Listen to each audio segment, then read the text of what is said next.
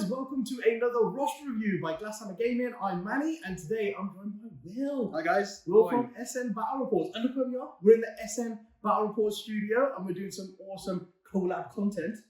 And today we're going to review Will's Gibraltar GT competitive custodies list, and there's a lot.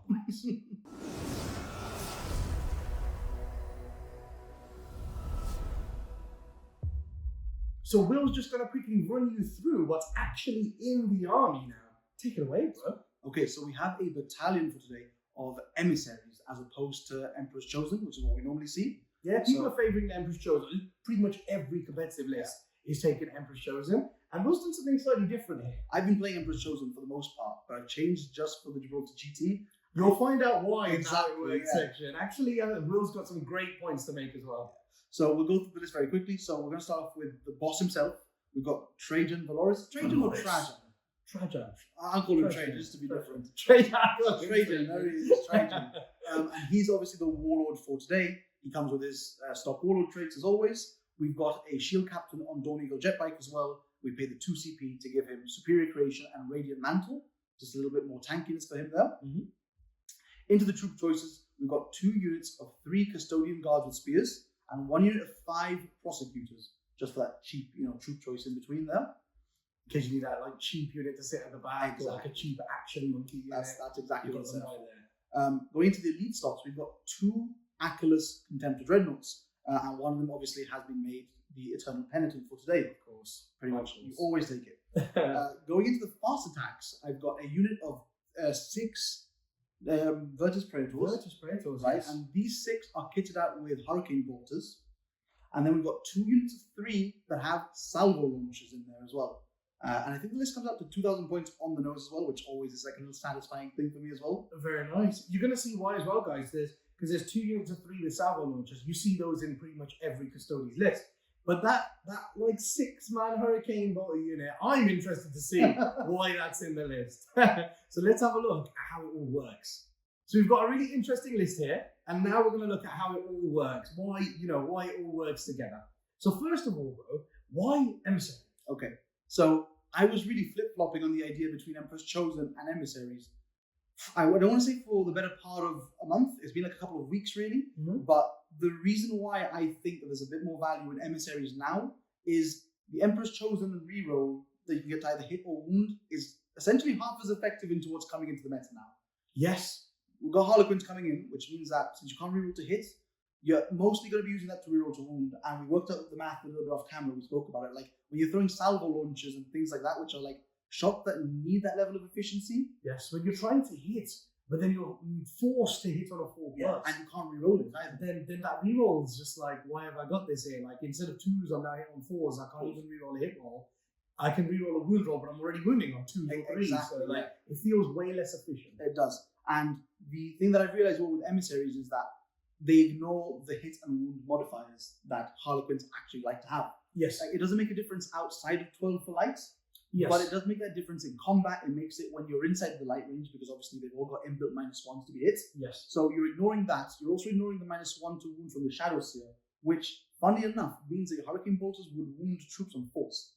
Which is big, right? It is big. Yeah. Because the -1 to wound is only for core and character, right? Yeah, it's for core and character. It doesn't affect the troops then. Yeah, it doesn't affect the troops at the moment, yeah. So I know some TOs are ruling it, you get the core. Keyword, like some of the tournaments I've played in, they rule it, you do get core. Right. Others rule it, you don't get core. So it's, it's half and half. Yeah. But you can, things like that can happen, depending on how it's ruled. You can start winning troops on 4s with Hurricane Bolters. But it's mainly for that efficiency to hit, which you essentially get slashed for against Harlequins, and being able to make up any efficiency in an army that already relies on a lot of high damage, low number of shot weapons, apart from obviously the Hurricane Bolters. You really want to make sure that every hit goes through, because every hit literally does count in this kind of army. Yeah, so emissaries are seeming like a wiser choice, should we say, for what's coming out in the meta right now. You don't have the all-encompassing defense that you would get from Emperor's Chosen, because you're losing out that 4 up against mortal wounds, and you are getting essentially in exchange a fight first, which I think is not bad into the Custodian's meta either. It's the Custodian's mirror, either. And if you look at the meta currently as well, right? So you've got at the top of the meta, if you look at the top, you've got Tab. Don't really dish out mortal wounds.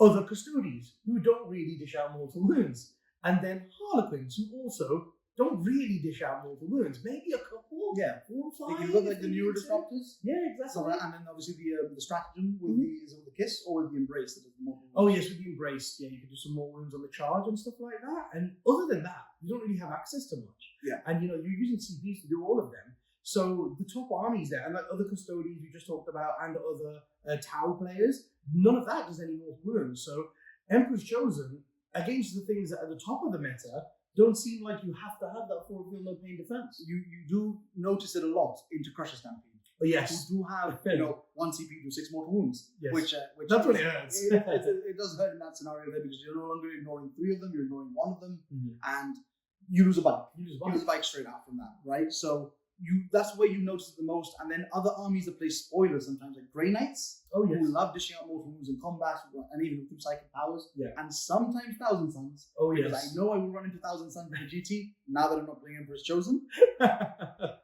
It's special when you hit that one character who just comes out and goes like, Doombolt, that's 3. I'll do an additional D3. Yeah. I'll do a smite and I'll make it 3. Oh. And then you go, Nice. he's just done 15 more wounds. But yeah, it's as Manny says, into the things that we're really seeing prevalent in the meta. Yes.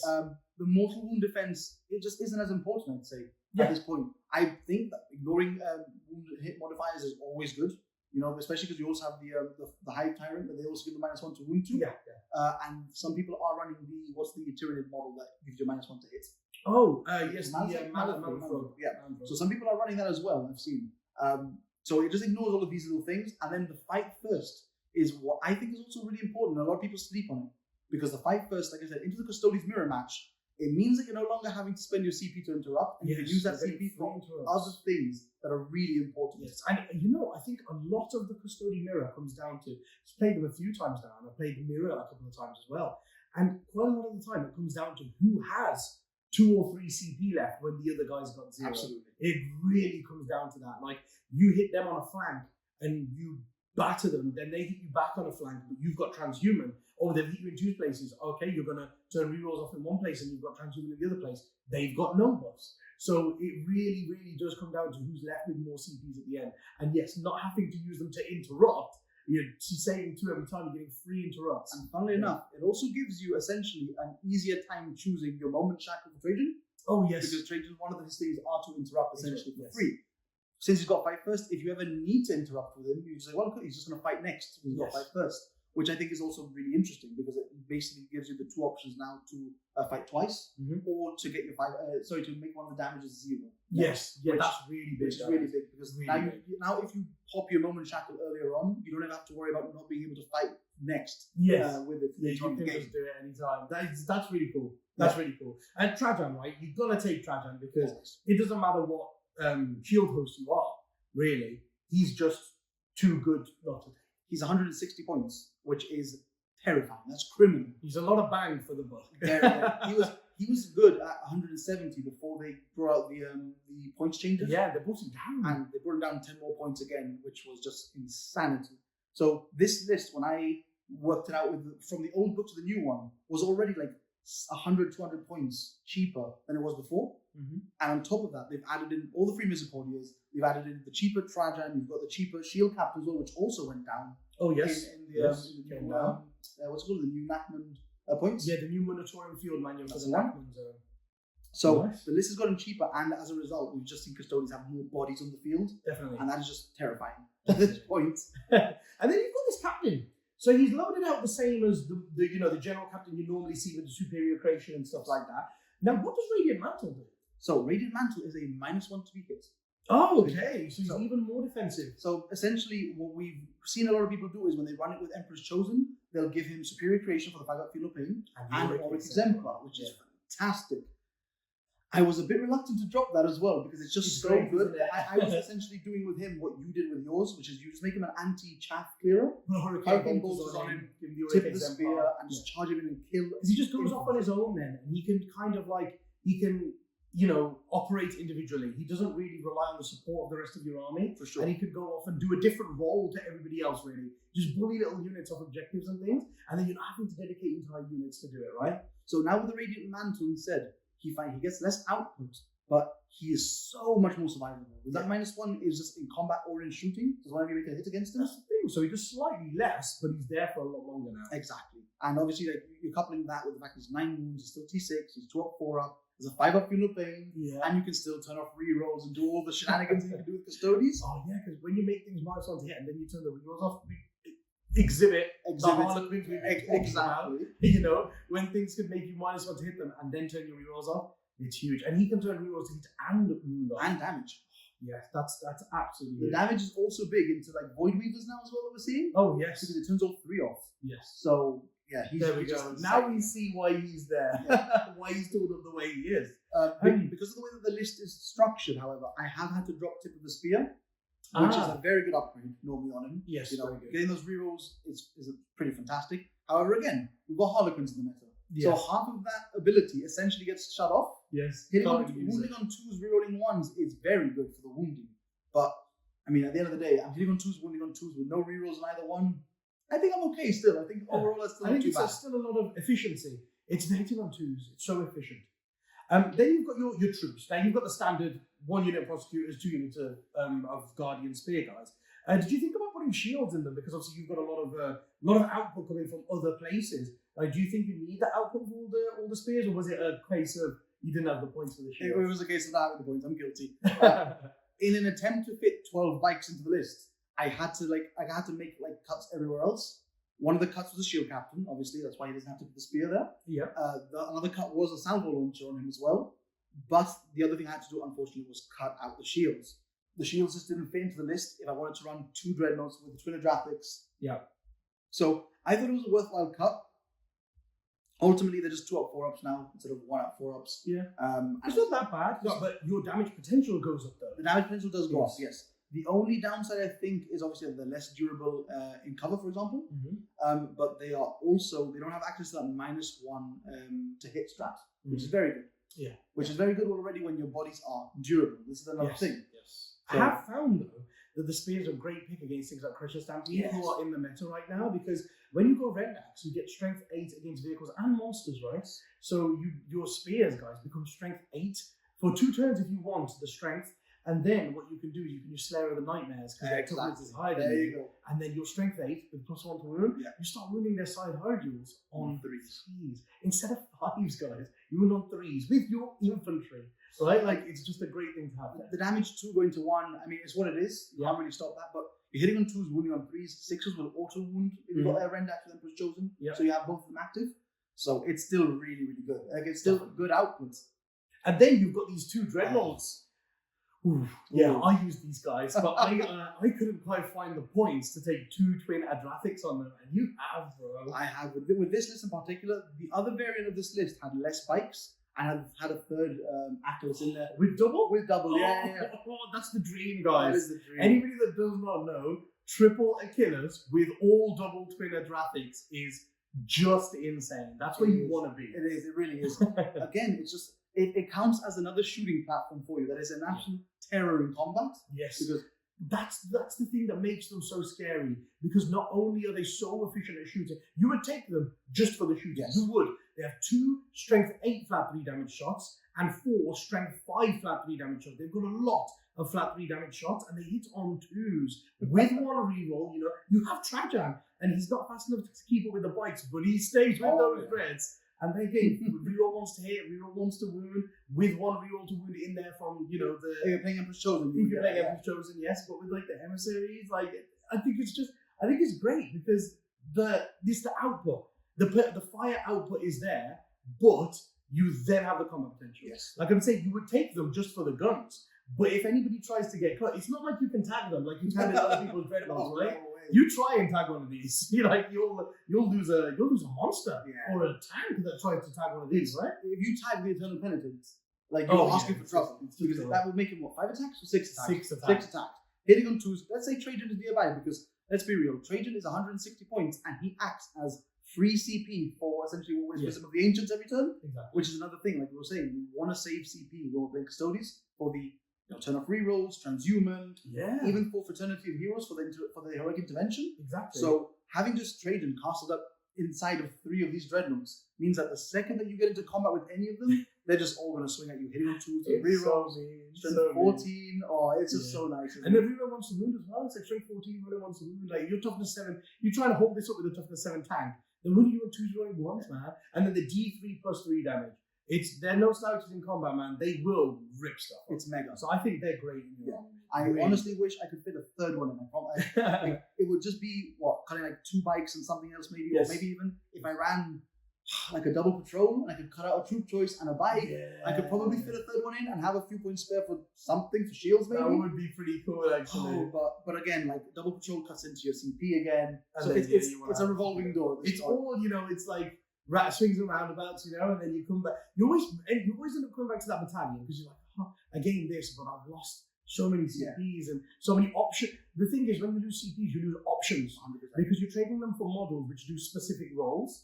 But your stratagems can work on anybody, and they can do different things for everybody, and different units can be better in different situations with the same stratagems. So having those CPs in your back pocket is always a strong point. For sure.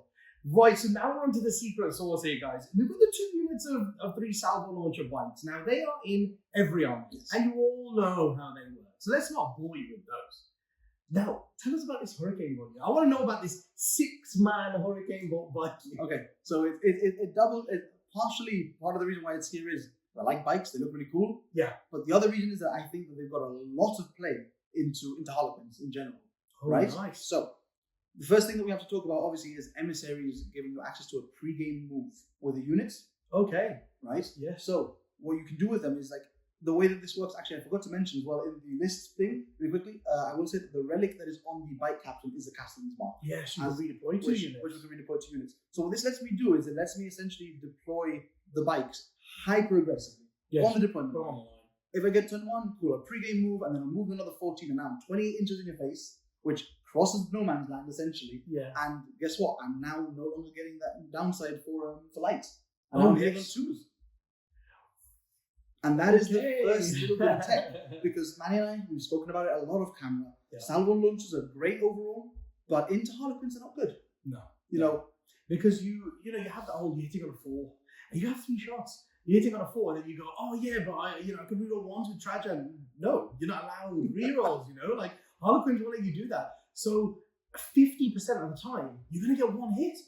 50% of the time, you're going to get 2 hits, and 50% of the time, you're going to get 1 hit. So, if you've got 3 units of 3, you probably end up getting just 4 hits. Yeah. Like 4 hits. Then you're winning on 3s with a reroll for each squad.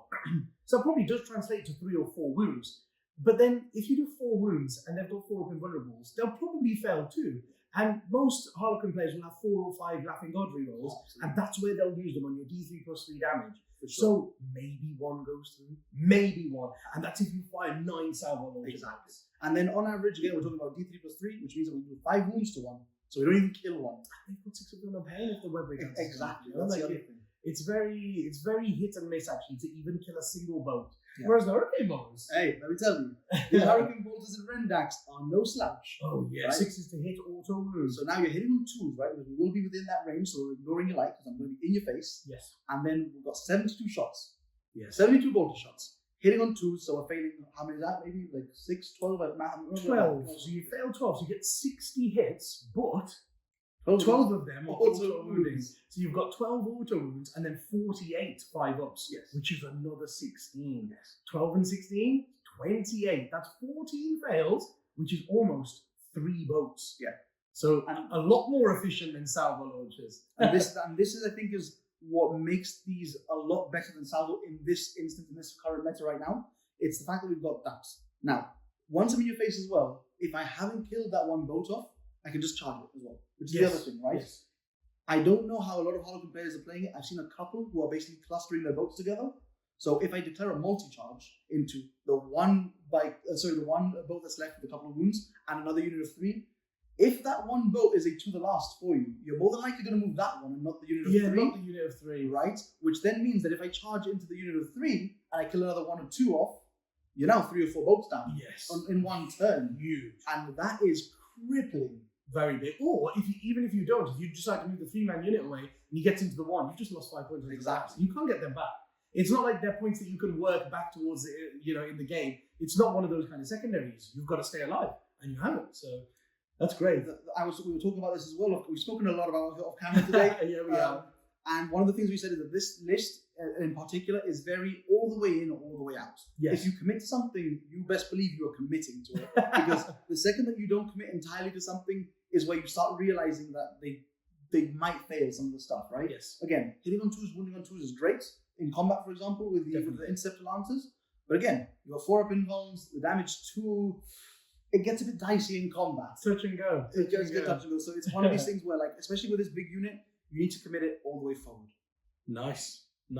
There you go. That's Will's tech there. So remember, if you play him on the weekend, you better have watched this video, and you'll know how it works. But now Will's going to tell you what he struggles into and how you might go about tackling this new sort of build, because we're not used to seeing this. Right, so he's told you how to play the list. If you're going to play the list, he's told you how it all works. And obviously, if you come up against it, you now know how it works. So you won't get, as caught out. And that's the aim of these videos, We want you guys to, it's not to go, oh, this is my tournament army that I'm winning tournaments with. It's to go, this is a good Custodes army, and this is how it works. So if you are using Custodes, maybe you pick up a few tips and tricks that you haven't thought of yourself. And if you're playing against them, maybe you can teach a friend a thing or two about, like maybe making their Custodes army a bit better, or like what they could do. And also you won't get caught out by things because you know why certain things are in the army. And now Will's going to tell you what it struggles against. So if you're a Custodes player, what are you going to struggle against? And maybe a couple of the things that you could do if you're a non-Custodes player playing into this to try to tackle it. Right then, bro, what do you think? Right. What do you think you're struggling with? So, as per the entire meta right now, we're going to get the first one out of the way. Harlequins, right? Oh, Harlequins.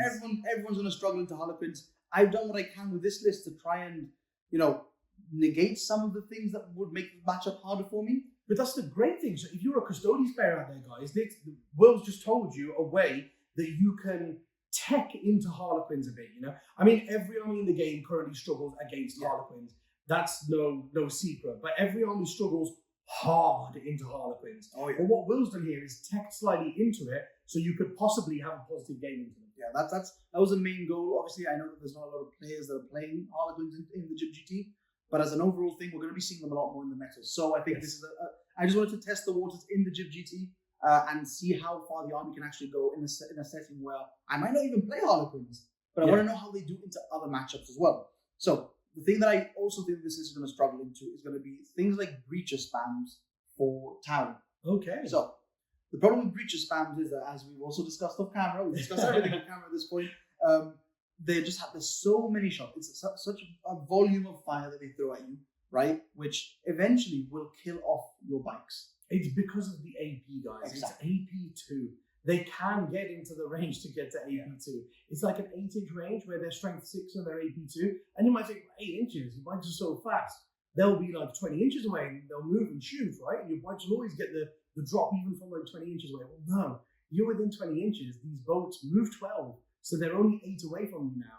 And then you pay a CP and 3 units can get out of 3 boats that have already moved. Yep. So they're getting out 5 inches away from you. Exactly. Then they can move 6, so they stood an inch away from you, and then they'll shoot. Exactly. So they are very fast, and they will get their shot. The other thing that's a bit of a general thing is I think this list struggles into those armies if I go second more than anything else. Okay, yes. If I go second into Harlequins, the matchup becomes way harder straight away because you get to reposition and do whatever you want. I got the Castellan's Mark to try and negate a little bit of that, but it becomes harder for me to do that. Yes. Again, and naturally, as I've dropped Emperor's Chosen for the army, anything that does mortal wounds is just going to do a lot more damage to me now. Yeah. And as we said, they're not as prevalent in the meta, and they're not like the top armies. But if you happen to run into one of those in an event anymore, you can't be throwing your units at them the way that you would as Emperor's Chosen, just assuming you're going to pass half of the mortal wounds. Because you just ignore half as Emperor's Chosen. You just do. But not anymore, you don't if you don't run them, right? And the thing is as well, like the army has been slightly tech towards things like Harlequins, which are at the top of the meta. But there may be like 5 people in a 50-man event who bought those Harlequins. You've got to get to them first. Yes. Maybe your first 2-3 rounds you're going to hit Grey Knights or Thousand Suns or something like that. Exactly. Where maybe those lists aren't on the top of the meta, but they still have tools of what they're good at. Like Thousand Suns are very good at pumping out more wounds in the psychic phase if they want to. and then you might just hit that and innately Yeah. just get hurt by it because you've not chosen what you've chosen, right? And then the problem as well that we run is because we've got 12 bikes in the unit, the army by just naturally is smaller. So by being smaller, every unit you lose matters a lot more. Yes. It's an exponential difference to lose like 3 of my bikes in this army, where apart from in the other army, where when I run 9 bikes and 3 dreadnoughts and more troop choices, I've just got more assets on the board. Exactly. So that's the kind of things that it struggles into. But a couple of things that, like, if you're a player playing against custodians, a couple of things that you could do maybe. I would suggest one thing that you could do is target the infantry. Yes. You know, if you have some sort of out of line of sight shooting, I would be tempted to, instead of go for the bikes, use that kind of stuff to plink the infantry away, because there's only 3 units of them. You know, there's a unit of sisters and there's 2 units of 3 custodian guard, and if you kill them and they're in key positions on objectives, like a dreadnought has to go back to take that objective, and then you've got a 180-point model just sitting guarding an objective, not doing much. That is the tough part about the list. Also, if you get rid of my 2 troop choices, my sole obsec that I'll have going up the board will be Trajan. Obviously, the sisters will be at the back. But Trajan will be the only model, and Trajan can't be everywhere at once. Yes. So if he needs to contest alongside the bikes or alongside anything else, it becomes a lot harder when he has to cover more than one objective on the board. Exactly. There you have it, guys. So those are a couple of things that you can do to tackle it if you play against it, and what it innately struggles into if you're using it. So let's have a look at some modifications, possibly, if there are any. So onto the modification section here, guys. Now, I don't really have any suggestions for modifications to the list, because obviously it's written for a specific purpose here, and I haven't really played Emissaries. I only have used Emperor's Chosen, and I can give tweaks and more things that you might want to do and things like that, but this list, it looks like it functions this way for a reason. Yeah. So are there any things that you maybe could offer people if they wanted to run a similar sort of list, but maybe with a different tweak? So the main thing, which we've already touched upon earlier on, I think it was in the how the list works section, is you could run this list as a double patrol. Oh, yes. You lose out on a little bit of CP, drop a troop choice and a bike, and then you can fit in the 3rd dreadnought. Now, I love the dreadnought. Like, for me, the dreadnoughts are MVPs every game. Above the bikes, above everything else. The dreadnoughts are the MVPs, because they'll shoot whatever they need to shoot off the board, and when they get into combat, they will slap everything and just remove it. And that just seems so, like, tempting. Like a troops unit and a bike. We're not talking a unit of bikes, we're talking a bike. One bike. You drop a single bike and a unit of troops, and you get another dreadnought. Yeah. It just seems so tempting, doesn't it? It really is. And honestly, like, you lose out on the CP as well, which we mentioned is a very, very big thing. That's the downside of it. But again, having that 3rd dreadnought, I think, makes up for the lack of CP there. Because again, you now have Trajan surrounded by 3 dreadnoughts, and everyone's rerolling one stage. Even more gun platforms there. and the thing is, like, we've spoken about gun platforms in the past as well, and we said how you always want to have a designated gun platform. Yes. The dreadnoughts are a designated gun platform that also slap in combat. Also, so they can move forward every turn with no fear. Exactly. That's the scary thing about it, because they can just shoot you away, but they want to get into combat with you as well. They want to be shooting you away and slapping you in combat all at the same time in every turn of the game. Yeah. So they can walk at you if they want to, and I think that's the scariest thing about it. Right? It really is. The only other thing that I think we could make a change into, and it's funny enough, it's what you did with your Custodians list, is try and squeeze an Inquisitor into it. Ah, yes, go for the additional secondary. It's additional secondary. You can shut off the Overwatch as well, which is huge, that we've seen already as well, which is what you took like power of. Yes, definitely. And it just gives the list a little bit extra flexibility. Now, the only thing is, it opens you up into some city matchups where you got a Psyker now. Well, if you happen to play 1,000 Suns, they can Wrath of Magnus you, and you're not going to like that one. Exactly. So, and then you can't do things like a Ball the Witch. Exactly. Exactly. Exactly. So it closes and opens options for you like that. But I think it is an interesting choice, as we've seen you ran it successfully in an event as well. Yeah. So that is one of the modifications that you could make into the list. But as Manny said, man, I just love this list, the way it looks, the way it runs. I love the way that it looks at the moment and the way that it runs. So, guys, what I would recommend, actually, because normally, I always encourage, making your own twist and things on it. But here, I would recommend, if you wanted to try a list like this, try this list and then go from there. Because you'll, after playing a few games with it, you'll then maybe realize something that maybe you could do to make it slightly your own build. Maybe it doesn't play to your own style. Maybe you do want that third dreadnought, and things like that. That's exactly what you just said. Like, one of the most important things I think for list building as well is what plays into your strengths as a player. Yeah. This is the third dreadnought really plays into my strengths, but so do 12 bikes. So this is where I'm starting to struggle with. It's like I said, it's a teetering act. You've got to kind of figure it out your own way. So if you use this as a baseline for the list, play it out, try it. Maybe you like it. Maybe you find things yourself that you change, which are tech options. Maybe you want an extra unit of troops in there because the troops are still good, man. Like, you have shield guard in there, and it just costs you like two. You just drop 2 jet bikes from the army. Yeah, not much at all. And you can get a third unit in with the shields. So test things out, try them out, see how you like the list. This is, like I said, this is my personal list that I've taken for my own play style, and I think I'm going to like it a lot because nice. it looks fun to play. Nice. Well, there you have it, guys. And if you're really interested in this, keep tabs on how Will gets on at the Gibraltar GT this weekend. Absolutely. That should be great. I wish you the best of luck, Thank you bro, very much. because I really like this custodian build, and there are like 12 custodian players there. Because you're the only one running this style. Yes. So I want to see you top the other 11 guys, man. I want to see you go the distance. I'm going to try my best. Thank you very much for coming on, bro. much. Awesome collab content there. There's a lot more coming. Check out SN Battle Reports. We are here because I'm filming a battle report with Will, and we are playing Harlequins versus Eldari plus Harlequins. So it is the top meta army. Yeah. Like, seeing off if a mix is better than pure and things like that, just seeing the different options that we can get. If you want to join us for like having a load of laughs, definitely go and check out SN Battle Reports and watch that one. And we'll be back here next week with another roster review. And until then, guys, enjoy all the other content that's coming out over the week and the weekend. And hit that subscribe button. For sure. It's down. It's only here. It takes 3 seconds to do. It's free. It's the best thing you can do. See you later, guys. Edited Warhammer 40k battle reports, live stream Warhammer 40k games, meta analysis, tournament reports. Hi guys, I'm Manny. I am one of the co-founders of Glasshammer Gaming. I'm one of the current top 5 ranked ITC players in the world, and I play for my international team, Team England, and we are the current reigning world champions. So we started Glasshammer Gaming at the start because we play a very high level, and we realized that a lot of content creators online were more narrative and not really focused on the competitive aspect of the game. And we thought it'd be really cool if we made battle reports, live streams and tactics videos to help players improve in their competitive game, and also for people who are looking to start getting into competitive play, help them along the way and give them some tips. We also have an elite service, and if you join up, you get more in-depth meta-analysis, competitive tournament reports, and even bigger discounts on our store, which are incredible in the first place, and you're basically getting some of the best discounts in the world. If you join up, you also get access to our Discord server, where there are lots of like-minded people who also want to be very competitive and play to the best of their ability, and you'll be added in there with all of them. There are different channels for every army, every faction, so you can talk to other players who play the same armies as you and improve together.